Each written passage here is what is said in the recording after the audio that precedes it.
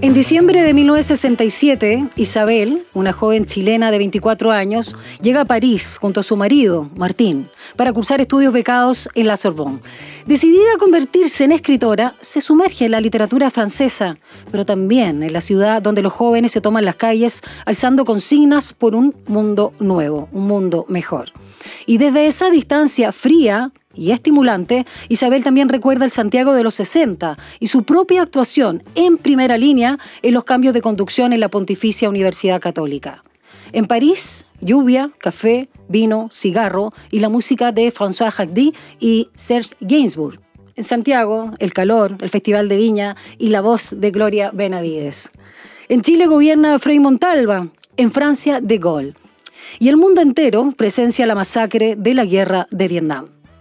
El mayo del 68 es el momento histórico de Muere lentamente quien no sueña, de Florencia de Luchans, frase que alude a un rayado que arde en medio del idealismo parisino, pero que también es una consigna personal de muchos de los personajes de la novela, de Lucía, de Martín, del cónsul José Emilio, pero sobre todo de la protagonista, porque es en medio de este estallido de los hijos insolentes de la burguesía donde Isabel, alias la chilena, interpela cada una de sus certezas, su educación, su matrimonio y su deseo.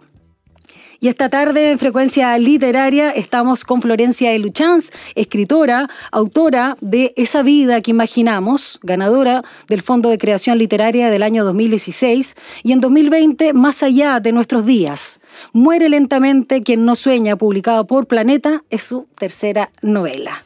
Florencia, bienvenida a Frecuencia Literaria. ¿Cómo estás? Bien, ¿y tú, Dani? Mucho gusto. Igualmente. Qué honor y qué lindo lo que leíste, ¿eh? Conté toda la novela, Sí, ¿no? pero qué linda la reflexión, qué lindas las comparaciones. Muy bonito. Es que hay varias lecturas también de tu novela. Uno podría centrarse y contar, típico como en las reseñas, los libros en general, de cualquier editorial. No, mira, esto es mayo del 68, esa lucha, esa consigna, sobre todo el momento político que estamos viviendo. Pero mucho más que eso, porque finalmente ese momento político alude también a libertades que hoy parecen ganadas o avanzadas, pero que en la década de los 60 o finales de los 60 estábamos lejos de eso, sobre todo en Chile. Entonces quiero partir de alguna manera con esto que te comentaba fuera de micrófono, Florencia. Me llama mucho la atención, encuentro que es muy buena estructura, que el libro parte con el viaje, ¿no? Finales del 67, pero se centra en mayo del 68, y la protagonista cuando vuelve a Santiago, que son sus antecedentes inmediatos, no solo familiares, vuelve a un pasado literal, o sea, no solo digamos, histórico o cronológico, sino de aquello que quiero dejar atrás porque ya no me hace sentido, es lo obsoleto de alguna manera. Ahondemos un poco en eso. Bueno, en el fondo, Dani, también lo hice para situar a la novela en París, digamos, que es el tiempo presente, porque la novela completa ocurre en París y todo lo que ocurre en Chile son recuerdos, ¿no? Exacto. O son conversaciones por teléfono, digamos, con los familiares que están acá, pero de cierta manera todo lo que hablamos de la participación de ellos en la toma de la Católica es para construir ciertos personajes, para que sean creíbles, digamos, al lector una vez que se involucran en la revuelta del Mayo francés allá. Entonces todo eso es como el recuerdo de atrás por lo que ellos habían transitado para llegar a ese momento. Y lo que me decía y lo otro, la novela en el fondo es difícil, estaba pensando también en la contratapa, explicar un relato de prácticamente 500 páginas, porque son muchos microuniversos dentro de un universo, ¿no? Pero la novela habla mucho del duelo también y de la transformación y de lo que ella tiene que precisamente dejar atrás para poder enfrentarse a esta nueva realidad que no la había visto venir. Absolutamente. Frase en boga respecto de los procesos también eleccionarios o al propio estallido social y que acá tiene que ver con su propia biografía, con preguntarse quién soy, ¿no? Que es algo obviamente que te mueve los cimientos de lo que creías que era tu identidad. Sobre todo en la década de los 60, que a los 24 años ya está casada y ya tiene como su futuro previsto intelectual y todo lo que es el concepto de familia. Y ya que hablabas de esta excusa de alguna manera, igual tu excusa de hablar de agosto del 67 en Chile con la Católica y el famoso cartel Chilenos, El Mercurio Miente, claro, y donde ella participa para que gane por primera vez un rector laico, que en este caso Castillo Velasco. Hay una autorreivindicación que se ha visto poco en la historiografía, Florencia, que tú lo haces, ¿no? De que Chile también estaba en la vanguardia. Sí, po. Y te debo reconocer, Dani, bueno, yo de mayo del 68 sabía poco igual, y creo que también es interesante también haber situado el libro en ese contexto, porque creo también que la generación nuestra es un tema que se conoce poco. Sí. Las novelas históricas, sobre todo las que llegan acá, y eso me lo han dicho mucho los libreros, se quedan mucho en la Guerra Civil Española o en la Segunda Guerra, pero este tema se había tocado poco, entonces por eso también me pareció interesante. Y lo del chileno Mercurio Miente yo tampoco lo conocía, y tuve, al final, olvídate el trabajo de investigación que hay detrás, y de hecho tuve una reunión con Miguel Ángel Solar, que fue el gran impulsor, digamos, de lo que había pasado en la Católica en esa época. Me junté con mucha gente para recrear ese momento. ¿Cómo fue eso? No solo la documentación histórica, no sé, lo que podrías encontrar en una hemeroteca o la Biblioteca Nacional con todos los documentos, eso de las entrevistas, porque mal que mal, nuestros padres de alguna manera participaron, aunque no hubieran estado en Francia, pero o algunos sí, participaron de esta época. Está en su ADN, ¿no? Hablemos de esa conversación. La parte de la investigación de Chile, que por supuesto es mucho menor, porque el libro igual, como decía al comienzo, está situado en Francia. La parte de la investigación en Chile fue mucha entrevista con Manuel Antonio Garretón, con este señor Miguel Ángel Solar, con otras personas más que participaron de esta toma de la Católica, pero la parte de la investigación de París fue mucha lectura, fue mucho cine, fue visitar París igual. Tuve la suerte igual de ir 2 veces y de recorrer ahí el barrio latino, de tratar de entrar a la universidad que no me dejaron, de meterme a bibliotecas, ponerme audífonos, y ahí decía que rabia no saber francés, y ver muchas imágenes, porque tienen mucha información del tema igual. Pero cuando uno está en los lugares, y a pesar de que han pasado muchos años, yo creo que hay algo que uno se logra impregnar, ¿no? De los estudiantes, los cafés, los olores. Fue una experiencia muy rica caminar por el río. Igual uno se va, no es que te vayas imaginando concretamente, pero todo eso queda en el imaginario de uno para cuando luego uno se siente a escribir, ¿no? Aparecen esos recuerdos, digamos. Es interesante lo que dice. Yo también tuve la oportunidad de ir una sola vez a París hace más de 25 años y creo que sí, la recreación y de lo que uno sabe por la literatura o por las películas, lo que sea, todo este imaginario está muy bien recreado. Y me llamó la atención, pero no es lo central, y te quiero preguntar si es intencional, de que no fuera lo central el estudio mismo de la literatura francesa o del sueño, ya que apelando al título, de ser escritora, al que no, digamos, renuncia Isabel. Porque, claro, está la Universidad de Nanterre, la Sorbona, qué sé yo, como grandes referentes, pero no nos adentramos al estudio y a lo que está pasando ahí con los jóvenes, sino en las calles, los cafecitos, la Maison de Daniel, sí, la Maison de Daniel.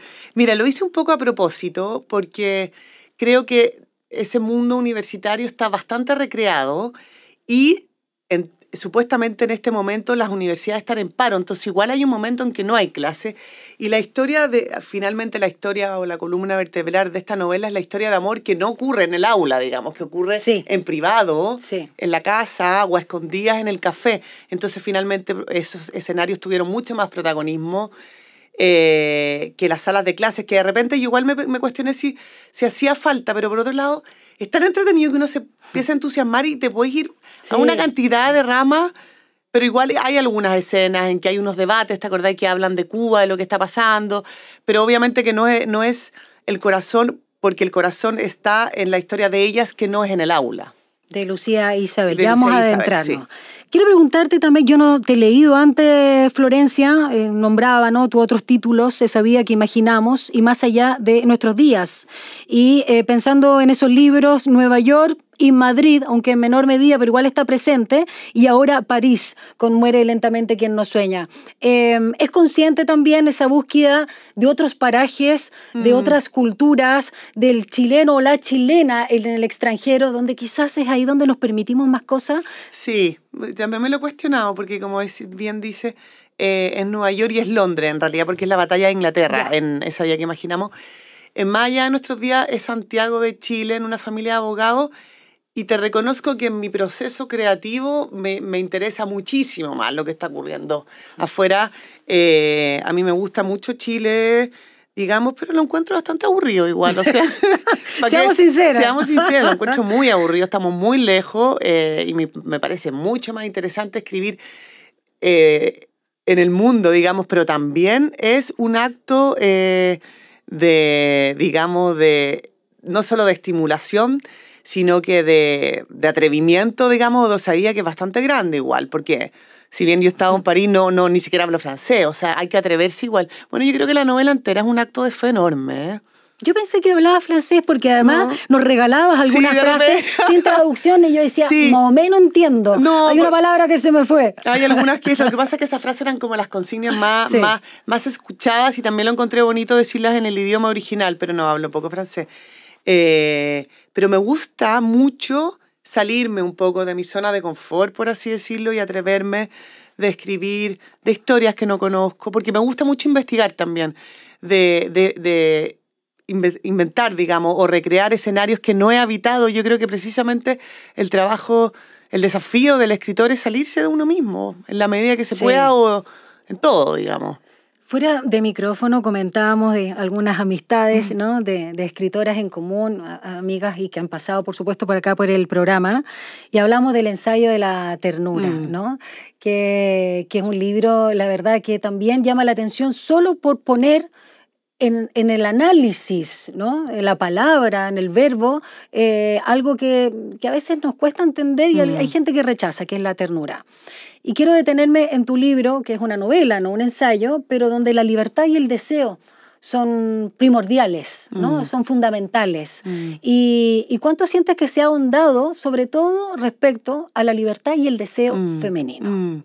Qué bonita tu pregunta, Dani, que siento que son conceptos, y a propósito de lo que decía, la ternura en el libro de Paz que estábamos hablando antes. De Paz López, sí. De Paz López, que es muy bonito. Yo varias veces como que yo subrayo los libros y subrayaba el significado de la ternura y volví atrás, y es muy bonito cuando tú en pocas palabras describes un concepto que es tan relevante y que a veces están tan manoseados. No me refiero a la ternura, pero sí me refiero al concepto de la libertad, por ejemplo, ¿no? Que es un concepto que hoy día, a propósito de lo que estamos viviendo con todo el tema político, son conceptos que se pueden llevar para cualquier lado. Ahora, en esta novela, precisamente la libertad y el deseo son como los ejes, ¿no? De lo que ella lucha, son palabras que tienen que ver con lo femenino, te diría yo, porque al final lo que sucede en el Mayo francés es un poco la reivindicación del rol de la mujer en la sociedad y que tiene que ver precisamente con la libertad y precisamente con el deseo, porque en el fondo es una libertad, una emancipación, una soltura de lo sexual, digamos, de empezar a pertenecer a un mundo que era más intelectual o más cultural y que era de los hombres. Sí.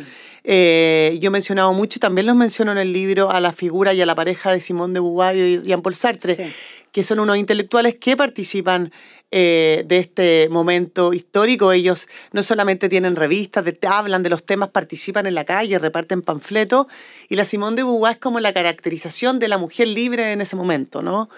A quien lee Isabel, por cierto. Claro, a quien lee Isabel y a quien todos admiran bastante. Ellos tienen además una relación amorosa que es muy libre, etcétera, etcétera. Pero el deseo es un concepto que también yo te diría que es de los ejes de la novela, porque ella lo que precisamente aborda Isabel es permitirse, ¿no? Sentir y experimentar también un deseo hacia una persona que ella no creía que le podía pasar, que es precisamente otra mujer. Y de eso habla la novela. Y también hay muchos capítulos, no quiero spoilear, en que el deseo también es algo circular que recorre a las personas, a las amigas, a los grupos a que ellas frecuentan, y está plasmado también de una manera muy libre, y que quizás también hay gente que le puede chocar un poco, pero era la realidad también del momento, ¿no? Y cuando uno está experimentando todo este despertar, digamos, del deseo, de la sexualidad, es muy coherente, creo yo, que esas cosas como más libres ocurran.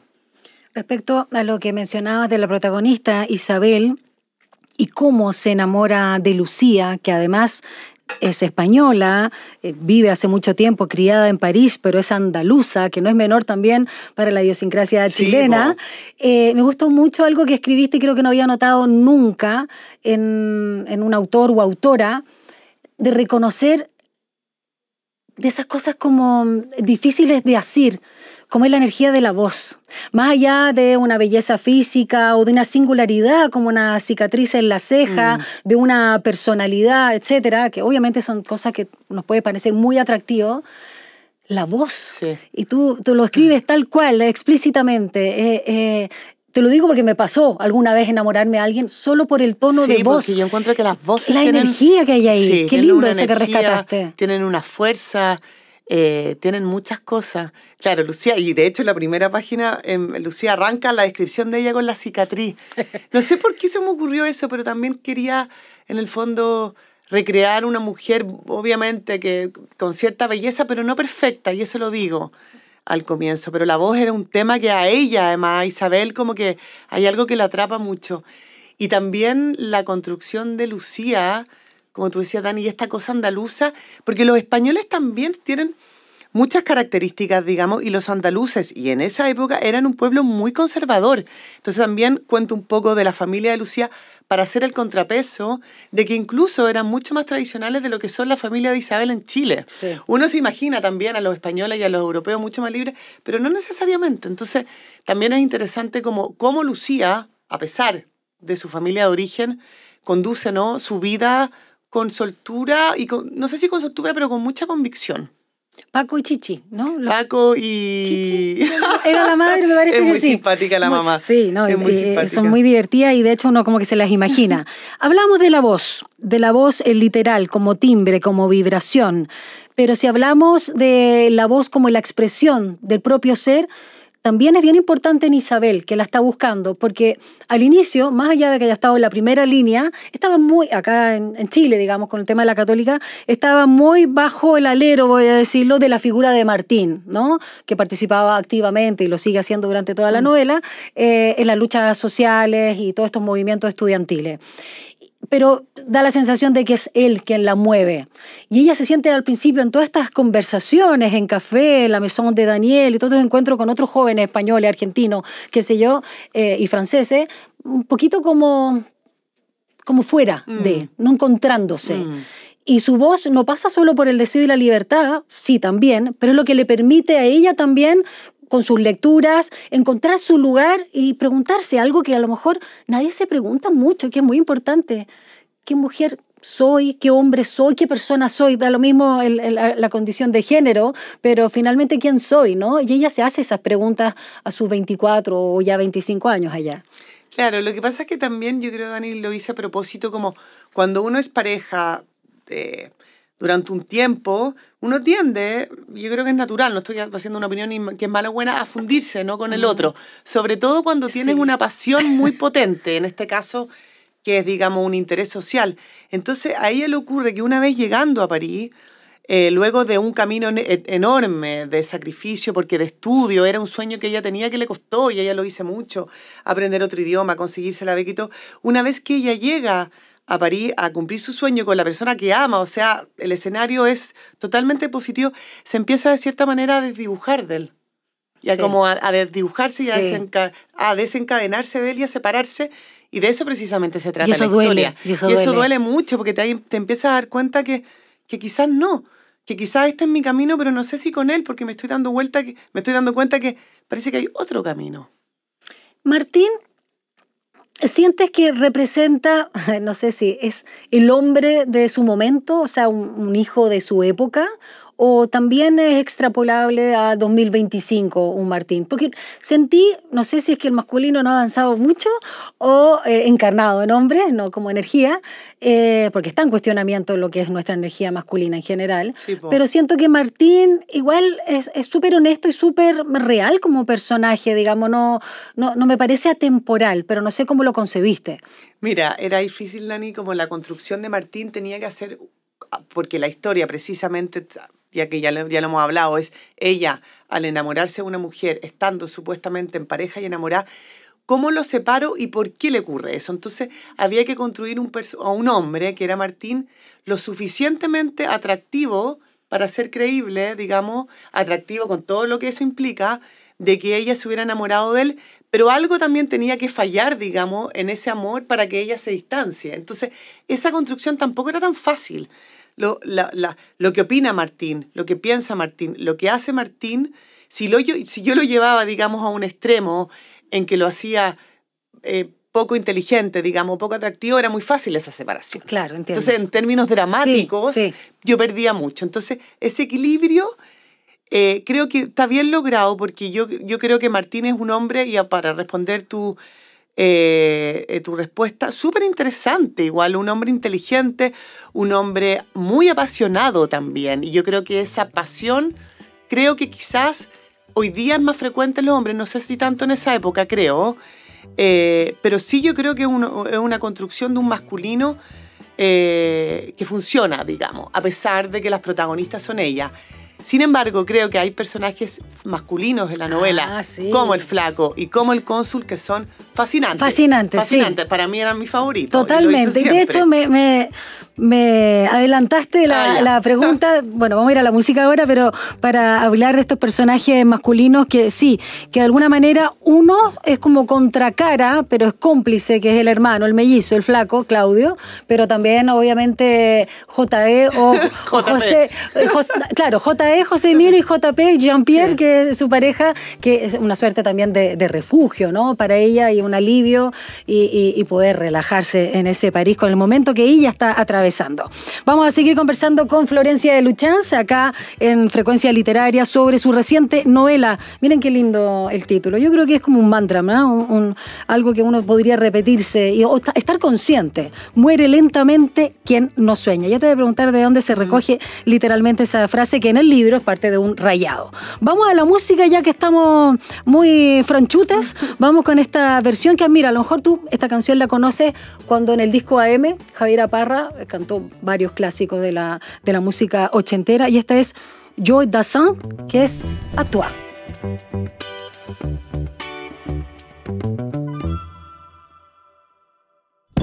Y estamos de regreso acá en Frecuencia Literaria, ya lo decíamos, con Florencia de Luchans, que acaba de publicar por Planeta Muere lentamente quien no sueña.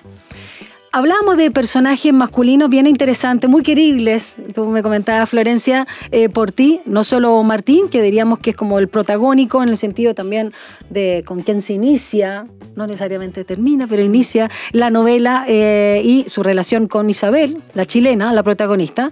Pero ella tiene por mellizo a Claudio, alias el Flaco. Y bien interesante, porque algo que se recalca totalmente desde la percepción de ella es que su hermano mellizo se desconectó tempranamente del mundo, de los padres, con que peleaba bastante, pero no con ella. Entonces, de alguna manera podría expresarse o mostrarse como un personaje que le hace el contrapunto y que se le adelanta de alguna manera hasta rebeldía, que yo quiero hacer otra cosa, no lo que me digan los padres, la sociedad, Chile o con quien sea. ¿Cómo también lo pensaste? ¿Por qué existe Claudio? El Flaco. Es muy divertido, Dani, porque uno cree como que voy a tener una respuesta muy concreta, pero la verdad es que en la novela, por lo menos mi experiencia como escritora, es que uno tiene como una trama a muy grandes rasgos en la novela, y todo lo demás va apareciendo a pulso en el camino. Y el Flaco surge porque quería que tuviera un hermano, hombre, para ser, no sé, como que me gustaba la relación de hermano, hombre-mujer, digamos, pero esta construcción de este hermano, que resulta que es un personaje el hermano igual, lo fui matizando, porque al principio como que parecía más desconectado y más extraño, y lo fui matizando, y ¿sabéis qué? Lo quise mucho y me gustó mucho el vínculo de ellos dos. Me han preguntado un poco de dónde nace. Yo no tengo hermano mellizo, pero tengo muchos hermanos. Somos 6 hermanos y tengo 2 hermanos hombres con quien me río mucho. Bueno, con todos somos bastante cercanos. Pero igual yo creo que el vínculo entre hermanos en general y hermano hombre y mujer puede ser muy bonito también. Porque uno se espejea, pero también son súper distintos. Y en este caso son mellizos, entonces igual era más difícil. Y el Flaco, como tú bien dices, era mucho más libre y mucho más independiente desde siempre. Como que Isabel era más, era como la hija, digamos, ¿no? El deber ser la hija más correcta. Y el Flaco terminó también siendo un exiliado, digamos, como ella, se terminó yendo como ella, no quiero contar mucho, pero son bastante especiales estos hijos, ¿no? Buscando siempre la libertad para justamente hacer carne muere lentamente quien no sueña. Y antes de entrar al personaje súper exquisito, simpático, que también no se lo imagina, con sus dientes amarillos, José Emilio. ¿Por qué hice eso? Sí, además que se reiteraba, pero porque algo que percibía, ¿no? Isabel en el físico, así como la cicatriz que la trae, pero le termina queriendo esa dentadura igual. ¿De dónde viene el título desde ti, no desde cómo lo presentas en la novela, antes de entrar al cónsul? Es bonito el título, es muy bonito. Me lo han elogiado harto. El título es una consigna del Mayo francés. Ah, real. Es una de las consignas. La consigna original es muere lentamente el que no sueña. Ya. Y cayó a propósito, se le ocurrió la verdad a Mauricio Lectorat, que es mi profesor, que yo trabajo con él, lo quiero mucho, gran escritor. Y él cayó con la consigna y ahí pero son esas cosas que uno las dice una vez, pero tiene que irlas masticando, ¿no? Digiriendo. A ver, muere lentamente que no sueña. Empezáis y muere lentamente. A ver, no, igual es un poco enredado. A ver. Tiene otra cadencia de soñemos... seamos realistas, soñemos lo imposible. Pidamos lo imposible, claro. Algo así, esa es muy famosa. Sí, muy famosa. Esta la siento un poco más poética. Sí, total. Muere lentamente que no sueña. Y ahí dije, pues qué frase más linda y lo bonito que está puesta en la novela, como tú decías, en un muro que está como grafiteada, pero pasa con la. De repente pasa la novela, de repente uno lo lee y dice, wow. Y la verdad que tiene una cosa poética, pero bastante profunda la frase, ¿no? Y cuando esta frase también, de alguna manera, mucho más adelante de que se hace presente en este rayado, que también pasa como comillas colado, podría... La hace carne una vez más este cónsul, ¿no? Que es parte de la embajada de Chile en París. Y este personaje también, no sé si la palabra no me gusta mucho, pero la voy a usar porque es muy elocuente. Viene a salvar de su angustia, de alguna manera. No necesariamente en los trámites a Isabel. Que era el propósito inicial. Claro, que era el propósito inicial. Y a pesar de las vallas, secretaria de por medio, logra, ¿no? Generar este vínculo y esta amistad con este cónsul, que son personajes que también existen y que uno los siente también muy, muy queribles, también por esa libertad de la que, comillas, te pueden contagiar de que sí, se puede. ¿Cómo nace ese cónsul? También el cónsul, también como el flaco, nació a pulso, llegó con esa secretaria, todo, esa escena en el fondo que le va a pedir ayuda a él, y de pronto empezó en mi imaginario a decir, este personaje puede tomar mucha fuerza y puede ser un gran personaje, porque además, Dani, recordemos que en esa época, y esto sí es real, en la academia diplomática, digamos, se daba mucho homosexuales que se iban, porque era muy difícil hacer una vida en Chile, entonces caía de perilla, digamos, el personaje. Sí. Y efectivamente van construyendo una relación muy bonita, yo te diría bastante paternal él, con ella. Son dos también expatriados, digamos, exiliados, que hacen una vida afuera y son familia finalmente. Se genera y tienen diálogo. Yo creo que de las conversaciones más relevantes de la novela son con el cónsul. Sí, son bien profundas. Súper. Ya que hablabas de la homosexualidad, cuando se presenta en el libro, algo que a mí se me olvida, digo, wow, no solamente en los años 60 o 70, para qué decir en Chile, pero en general en el mundo, no solo occidental, pero es el que hemos nacido, que conocemos, la homosexualidad en los hombres significaba cárcel, pero en las mujeres psiquiátrico, o sea, también te recluían, pero era algo impensado, o sea, realmente estás loca del mate. ¿Sientes que se ha ido avanzando? Todavía quedan, yo sé que se ha avanzado, sin duda, no voy a hacerme la tonta, pero todavía quedan esos prejuicios de cómo es mucho más extraño la homosexualidad de las mujeres que los hombres, que se hace presente acá gracias a la figura, ¿no? Que representa a Isabel y que por supuesto representa en este caso José Emilio, me encantó el nombre, bueno, qué sé yo, el cónsul, porque es bien fuerte y además respecto a las reacciones o al no me quiero enterar, no estoy viendo esto, no lo percibo porque es como tratar de percibir a un extraterrestre, no me lo imagino. ¿Sigue esa cuota de incredulidad respecto a la homosexualidad femenina que todavía no somos capaces de superar como seres humanos, como sociedad? A ver, yo creo que hay dos cosas, Dani. Aquí primero, como si tú me preguntas y me lo han preguntado, ha avanzado este tema en la época Evidentemente, sí. O sea, yo en la novela lo menciono, como tú bien dices, a las mujeres se las encerraba en hospitales psiquiátricos. O sea, te declaraban interdicta de por vida. O sea, los sacrificios que tenían que tomar las mujeres para poder hacer la vida que ellas querían eran demasiado grandes. La maternidad, bueno, también es un tema que está muy presente en la novela. Yo creo que en términos generales la homosexualidad femenina siempre ha sido un poco más callada, digamos, porque tiene una cosa más sutil. Pareciera como que pasa más colá. Y eso de cierta manera también ha sido quizás beneficioso a ratos para las mujeres. Para la homosexualidad masculina en esta época sí, y también hay una escena o hay unos recuerdos de golpes, en el fondo, de situaciones muy complicadas que siguen pasando, pero obviamente que hoy día menos. El mundo ha mejorado en eso. Evidentemente que sí. Me gustaría escucharte para que, que nuestros auditores, Florencia Luchans, conozcan también no solo tu pluma, el estilo y sobre todo esas como grandes preguntas que se hace la protagonista que tienen que ver con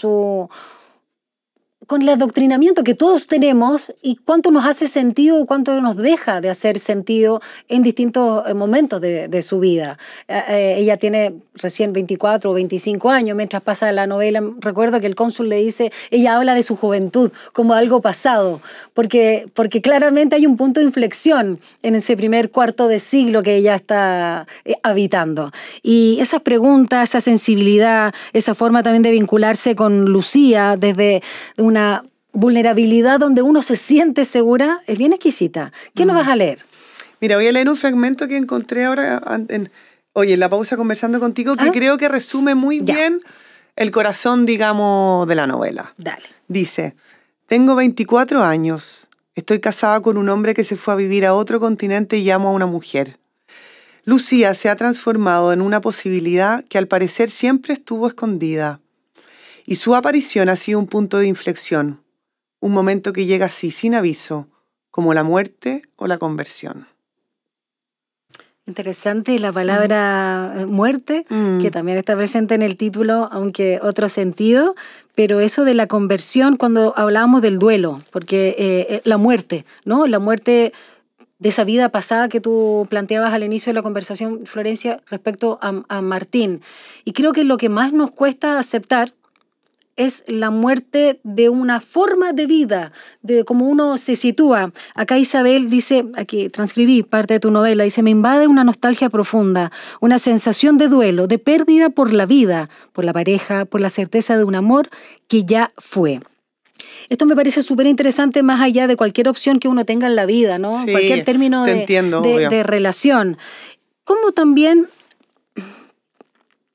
una escritora se prepara, o más bien cómo recurre a sus propias experiencias para hablar de algo tan personal como es las relaciones, en general, los vínculos, la pérdida, el duelo, y atreverse a nombrar las cosas en relación a que uno puede seguir amando a otro, en este caso Martín, pero de una manera distinta, que a veces nos cuesta a nosotros mismos nos cuesta entender eso, porque antes era tu marido, tu sujeto de deseo, tu proyección familiar. Tu seguridad, sobre todo, y en este camino, tu seguridad, tu familia, tu vida entera. Y entonces, ¿a dónde colocas en tu corazón y en tu imagen, en tu imaginario a esa persona que sigues queriendo mucho, pero desde otro lugar? Y esas conversaciones están, pero al final los duelos son muertes también. Sí. Y eso el cónsul se lo dice, yo he muerto muchas veces en la vida, y después uno vuelve a renacer desde otro lugar, pero con la experiencia ya digamos, transcurrida o recorrida, que te hace ser una mujer distinta, pero en el fondo lo que le ocurre a Isabel en este caso es como que, y esta frase también, tengo 24 años y todo lo recorrido, todo lo que creí en el fondo que me iba a conducir a un presente y a un futuro, cambia de vereda y ahora me voy hacia otra calle, con otra avenida, con otras personas. ¿Y qué hago con todo lo vivido? Me lo tengo que meter en el fondo en la espalda, integrarlo y seguir adelante. Y yo creo que el libro tiene reflexiones muy bonitas respecto a lo que son las separaciones y los encuentros, digamos, ¿no? Y yo creo que ahí, obviamente, uno siempre puede contar un poco a propósito de sus experiencias, pero también son sentimientos que creo que son muy colectivos. Muy universales. Sí, pues todos hemos vivido eso. Y esto de esta separación y este duelo de una forma de vida también está relacionado con Chile. O sea, dejar atrás Chile, no negarlo, no olvidarlo del todo o desconectarse del todo. Pero de alguna manera, sobre todo en una época tan importante, una década como la del 60 y 70, Chile queda atrás, excepto por el punto de inflexión donde termina temporalmente tu novela, que es el 10 de septiembre del 70. Me imagino, porque ahí se abre otro capítulo. Sí, ¿qué es lo que representa para ti en tu novela Chile, del 60, del 70? Yo creo que Chile representa para Isabel su construcción, digamos, de mujer hasta el momento en que arranca la novela, y representa también lo que ella precisamente tiene que soltar. Porque hay que soltarlo. Es pasado entonces, de alguna manera. Yo creo que es pasado. A propósito de la estructura, ¿no?, que tú también planteas en las dos partes de tu novela. Es pasado, y lo bonito, Dani, que yo creo que eso también está bien transmitido, es como la vida, pero que de pronto uno empieza a sentir como una distancia con esas personas, con esos lugares, y ya no las ve de la misma manera, y ya no siente lo mismo, y ya no se conecta, digamos, de esa manera. Entonces tampoco es tan difícil. Por eso comienza ese camino, ¿no?, de separación. Esas llamadas por teléfono a los padres, al suegro, que te generan solo incomodidad, en el fondo, y que los empiezas a sentir extraños. Y de a poco esa extrañeza empieza a tomar fuerza, yo creo, y uno se distancia y empieza a habitar otro lugar, otro mundo con otras personas, y tú eres otro ser, digamos. Los protagonistas de la novela, en el presente, donde está contada la novela, no viven necesariamente de manera directa la violencia. La violencia está obviamente en el mundo, con el genocidio de Vietnam, también con la represión policial o todo lo que hace De Gaulle en París, con los estudiantes, bueno, también con uno de los protagonistas, pero por malas decisiones. Claro, malas decisiones. Y con lo que sabe también de lo que le pasa a las parejas homosexuales, sobre todo masculinas, que son más, digamos, están más expuestas, y la reacción de la sociedad. Pero ellos no padecen necesariamente la violencia de manera directa. Sobre todo en años tan convulsos como eso. ¿Esa fue una decisión tuya o no querías, porque está tan teñido de violencia, sobre todo lo que pasa en Chile a partir de la dictadura y también desde el 70 con toda la polarización que hay? ¿Cómo tú decides, o nuevamente es la novela la que te toma y te dice no quiero entrar en este pulso porque la violencia ya me tiene saturada? Yo creo que dos cosas, Dani. Igual la revuelta del Mayo francés no fue una revuelta especialmente violenta. Ellos en el fondo lo que querían, no luchaban contra la injusticia cuando o la inequidad. Ellos eran mucho más soñadores, era una cosa más utópica de cambiemos el mundo. Sí. Hubieron ciertos episodios más violentos, pero no fue la violencia no era protagonista, y yo creo que más lo que sentían ellas era miedo. Pero lo que sentía Isabel era miedo, y el miedo también es un sentimiento que aborda bastante la novela, pero un miedo, primero a ella misma, que es bastante asombro, digamos, pero después es el miedo de cómo voy a abrir este tema en esta sociedad que hemos comentado todo este momento, digamos. Entonces yo creo que el miedo es muy protagonista, y yo siento que ese miedo hoy día, por lo menos, ya no está, o está menos. Isabel entonces tiene unos 25 años para la década de los 70. ¿Cómo te imaginas a Isabel en el estallido social chileno del 2019? ¿Cómo te imaginas hoy, en qué lugar a esa Isabel, la protagonista de tu novela, en una universidad, sea allá en París o en Europa o acá en Chile? Las autoras, está Marguerite Duras también, que es una de las preferidas francesas y por supuesto también de la época que presenta El Cónsul, pero también están otros autores de los que llamamos el boom latinoamericano, no solo Simone de Beauvoir como ejemplo. ¿Dónde sitúas, dónde te imaginas? A propósito de que no murió, quizás, Isabel, en el sentido de como identidad, ¿no? Como coherencia consigo misma, más allá de la corporalidad, todos vamos a morir. Yo me la hubiera imaginado, Dani, una mujer quizás más académica, ¿no? Ella como más detrás, y eso ella se da dando cuenta una vez que ya está en París y él se involucra más en la revuelta. Ella toma un papel un poco más pasivo, y esas conversaciones la tienen. Yo me la imaginé hoy día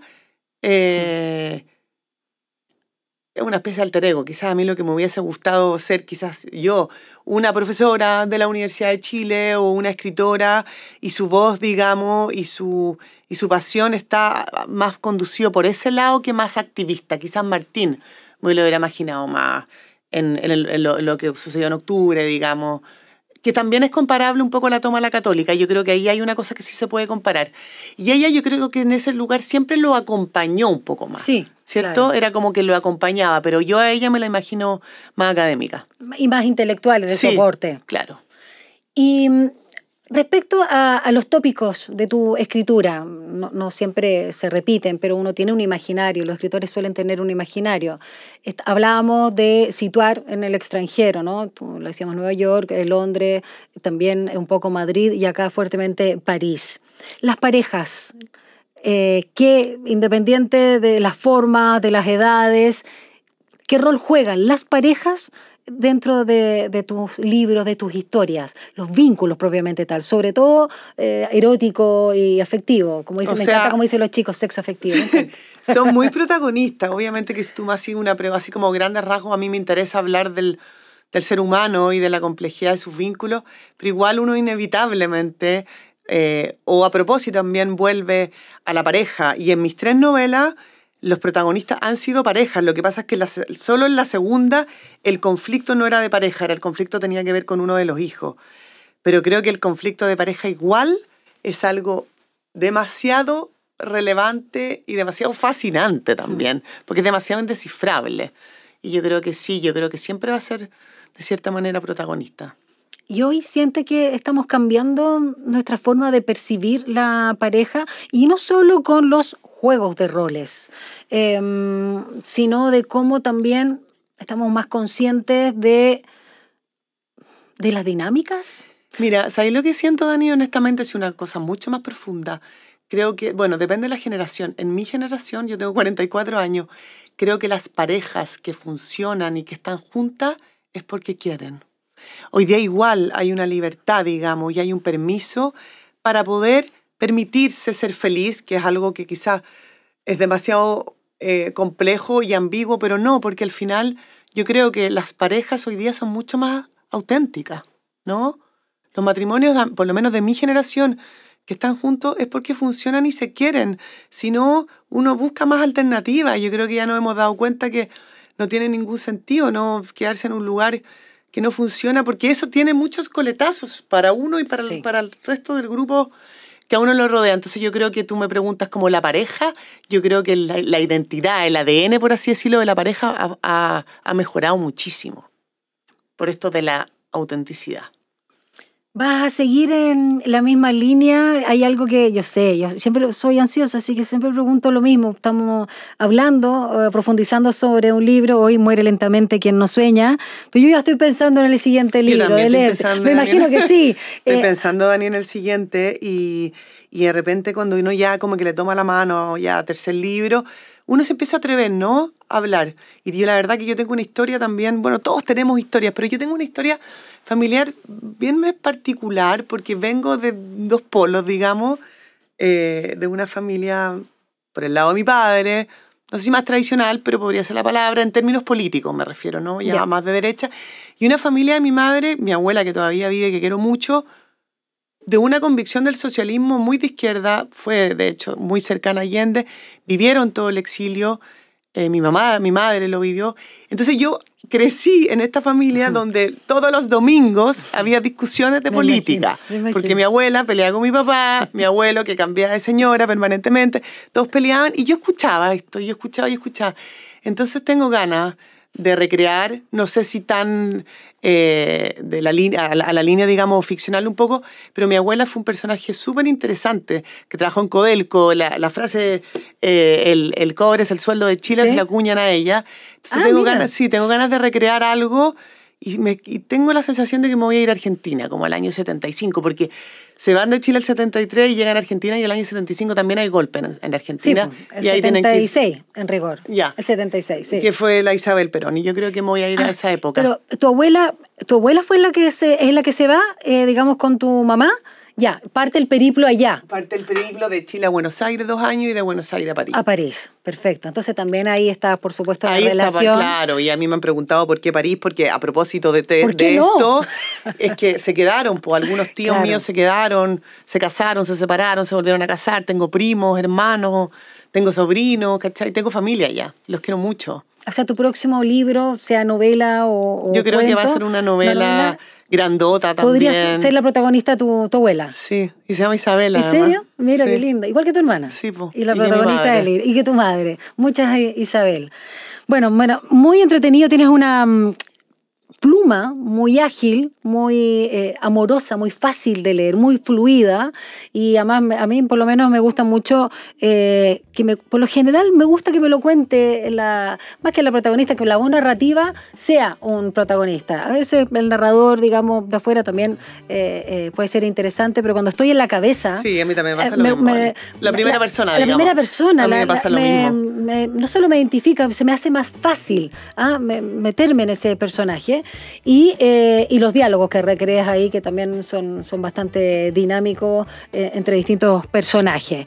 Isabel, aquí la protagonista, que yo creo que se hace preguntas muy importantes. Me encanta esto cuando dice Isabel respecto a Lucía. ¿Qué está pasando? Solo quiero que siga así. No buscar tanta respuesta que a veces nos hace falta, ¿no? Tanta respuesta, pero a veces no es necesario buscarla. Así que muchas gracias por tu novela, lindo nombre, Muere lentamente quien no sueña, así que también a Marcelo, agradecimientos por haber rescatado esta consigna, este rayado. Sí, exacto. Sí. Mauricio, dije Marcelo, siempre cambiaron nombre, Mauricio, sí. Florencia Eluchans, un placer haberte leído y gracias por habernos acompañado. Gracias a ti, Dani, estuvo muy, muy entretenida la conversación. Gracias a ti, todos a leer entonces este libro que... Mira, se lee rápido porque te permite adentrarte en una época y ver no tantas diferencias con las de hoy, algunas sí, por suerte, avance, pero sobre todo ir de la mano de Isabel, de Lucía y de todos los personajes. Que les vaya muy bien y manténgase en nuestra sintonía porque ya viene Mirna Schindler y viene, como siempre, sin pretexto. Nosotros, hasta el jueves. Chao.